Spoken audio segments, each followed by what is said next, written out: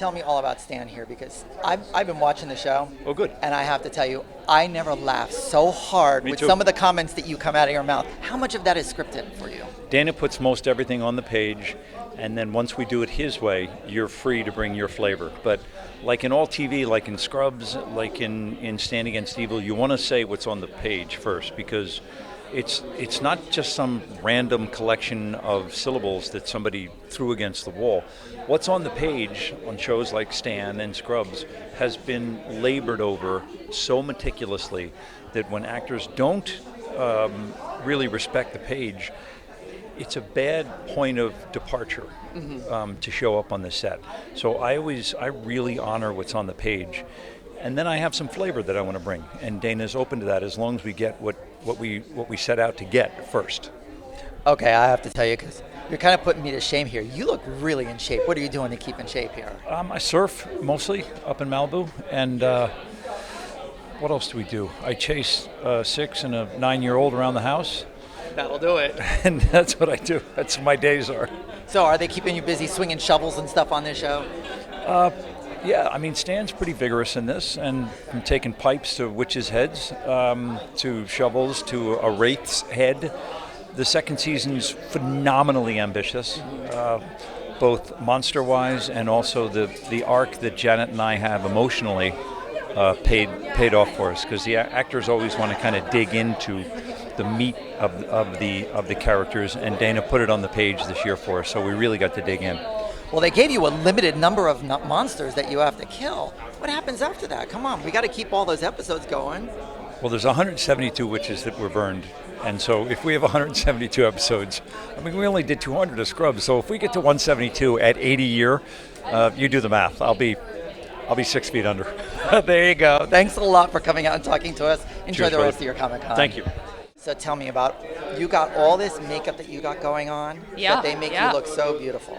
I think you don't mean beautiful, No. unless you love creature makeup. It's the succubus. It's the succubus. All of the veins popping out and stuff. It was insane. Yeah, I was so excited about that. I don't need to be the pretty girl at all. That's not how I am or how I feel.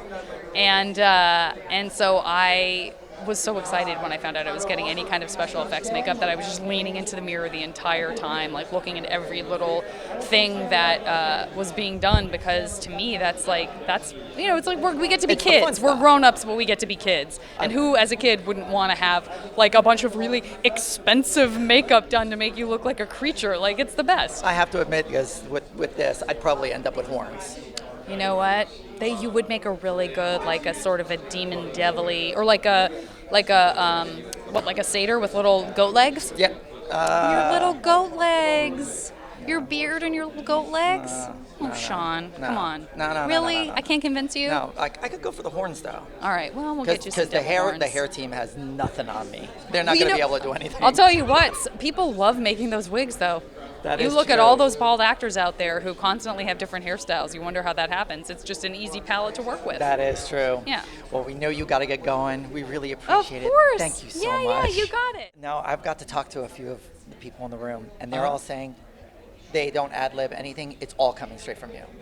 No, that's not true. Everybody's very funny. They're saying you're the brilliant one with all the funny lines. That's a lie. That's a lie. No, everybody in the cast is incredibly funny and incredibly talented, and they know their characters really well. So, and that's the greatest part of the process, is when these people become real and they sort of dictate how the scripts go. You know, I'm thinking about what could happen in a season 3, and already I'm just kind of like, well, what would this character want to do? And it kind of writes, when you do your job correctly, these characters kind of talk to you. It's a great thing. So I'm hearing a little bit about season 2 and time travel's involved. Is Janet the new Doctor Who? There's a lot of Doctor Who in the show. The relationship of Stan and Evie is the relationship of the Doctor and his companion. There's a lot of Doctor Who in the show, and I could only dream to be as brilliant as Stephen Moffat. But there's a little bit of time travel to get. Janet ends season 1 in a jam. She's about to be burned at the stake in 1692. I painted myself into a corner, I'm not going to lie. I did get out of it, but I'm not saying she doesn't get burned at the stake. I'm saying that might not be the only time they try to burn her at the stake. So she might have different lives, like a 9 lives. Well, if it happens and then you go back before it, you can prevent it from happening, but that doesn't mean you stopped it from happening the first time. Okay, so now she's Doctor Who with a little bit of Inception and a little bit of Catwoman. There's a lot of, exactly, there's a lot of Inception. That was not my intention. It is, I painted myself into a corner. So I keep hearing you saying you relate Stan as a lot of your dad. Yeah. So yeah. What was it growing up with a guy like Stan? Horrifying. There's a reason I like horror movies. They were an escape. That's hysterical. Yeah. I know all dads can be intimidating and Sure, stuff, yeah. and he is just, the character is fantastic. I'm very blessed in that my dad, I'm still with us, and incredibly funny guy, really sarcastic, and I mean, most of the stuff that you hear Stan say that you remember is just stuff I've heard my dad say. You know, don't crap an apple, stuff like. It's all stuff from my dad, and growing up around that, it was like I just thought everybody's dad was like that, and then you get out in the world and you're like, oh no, not at all. But writing him is really fun because to put him in this heightened reality but keep him so grounded, that's the great part about the show.